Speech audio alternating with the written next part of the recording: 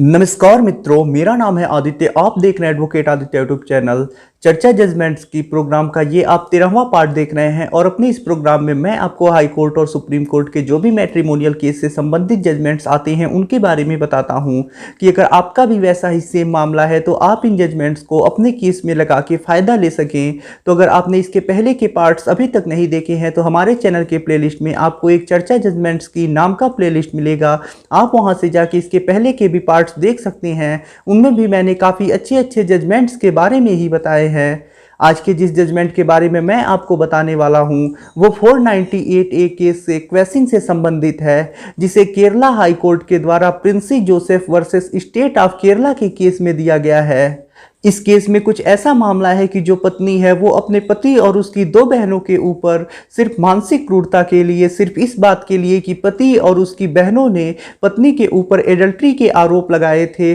और इससे उसके साथ मानसिक क्रूरता हुई और इस वजह से जो पत्नी होती है वो अपने पति और उसकी 2 बहनों के ऊपर आईपीसी की धारा 498A और 34 में केस दर्ज करा देती है। जैसा कि आप जानते हैं कि मानसिक क्रूरता भी एक प्रकार की क्रूरता ही होती है, तो यहाँ सिर्फ मानसिक क्रूरता के लिए ही 498A आईपीसी लग गया था। उसके बाद जो पति होता है उसकी एक बहन क्वेसिंग के लिए यानी अपने ऊपर लगे हुए 498A और 34 आईपीसी में जो केस लगा था उसे समाप्त कराने के लिए हाई कोर्ट जाती है और हाई कोर्ट में तर्क देती है कि उसके ऊपर गलत आरोप लगाए गए हैं, उसने इस प्रकार का कोई कृत्य नहीं किया है और जो पति की बहन है वो उस महिला के साथ जो आरोप लगा रही है उसके साथ रही भी नहीं है। उसके बाद हाई कोर्ट दोनों पक्षों की सुनता है। उसके बाद केरला हाई कोर्ट ये कहता है कि जो मानसिक क्रूरता किया जाता है, यानी यदि एक महिला के साथ मानसिक क्रूरता की जा रही है तो ये जो मानसिक क्रूरता है वो इस स्तर की होनी चाहिए कि जिस महिला के साथ मानसिक क्रूरता की जा रही है